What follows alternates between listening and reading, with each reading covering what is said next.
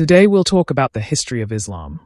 In ancient tradition, a revelation would soon resound, change the world forever. This is the story of Islam. Before Islam, Arabia was a land of scattered tribes, bound by blood, honor, and fierce freedom.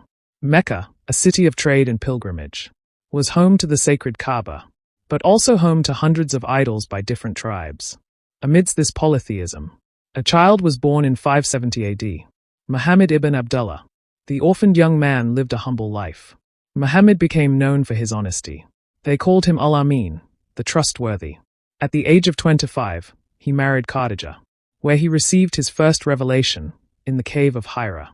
The angel Gabriel said, "Read, in the name of your Lord who created you." This divine message, delivered over a period of 23 years, is the holy book of Islam, the Quran. Muhammad's message was simple. There is no God but Allah, and Muhammad is his messenger. He preached justice, mercy, monotheism, and accountability in the hereafter. But not everyone accepted his message. The powerful Quraysh of Mecca, fearing losing control, ridiculed, harassed, and persecuted him and his followers. So, in 622 CE, Muhammad and his companions migrated to the city of Yathrib, later known as Medina.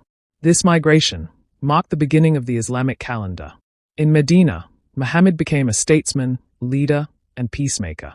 He established the Constitution of Medina, uniting Muslims, Jews, and other tribes under one just society.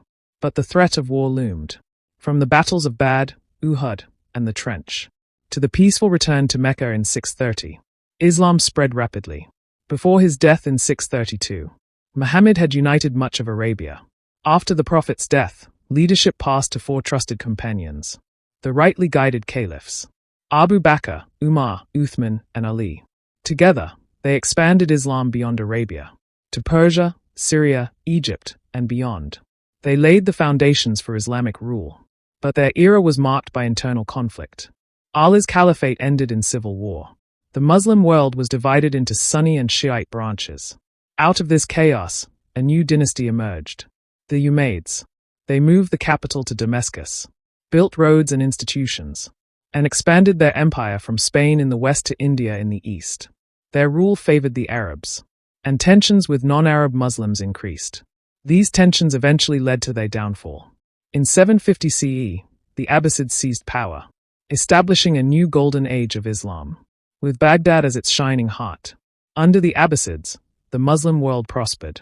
Science, medicine, philosophy, and literature flourished.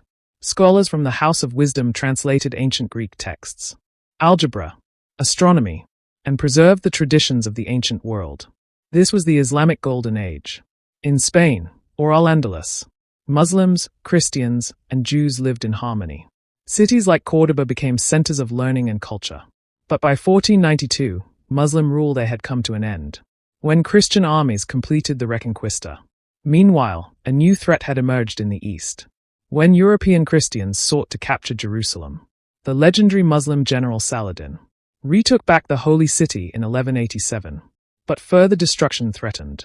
In 1258, the Mongols sacked Baghdad, ending the Abbasid Caliphate. The Mongols also later converted to Islam. As the political map changed, three great Islamic empires emerged: the Ottomans in Turkey, the Safavids in Persia, and the Mughals in India.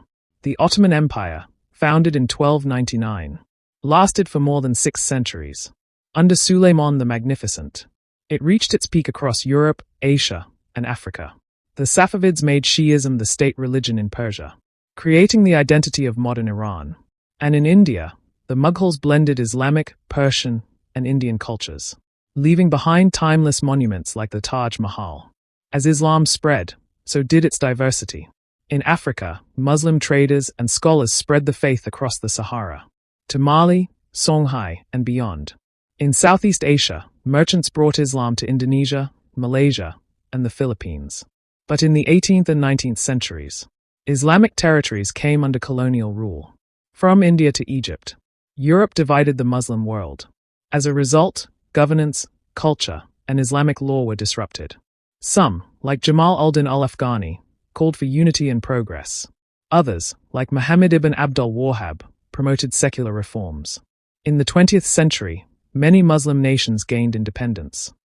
Muslims have rebuilt communities, revived education, and reconnected with their faith.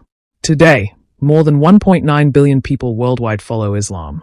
From the mosques of Istanbul, to the bazaars of Cairo, from the streets of Jakarta, to the suburbs of London and New York, the Muslim world is rich in culture, tradition, and resilience.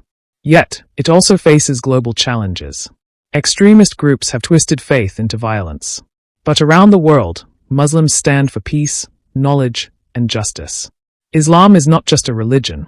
It is a civilization, a living tradition, a journey of faith that began in the desert and continues to inspire hearts around the world. This is the story of Islam, the tradition of Islam,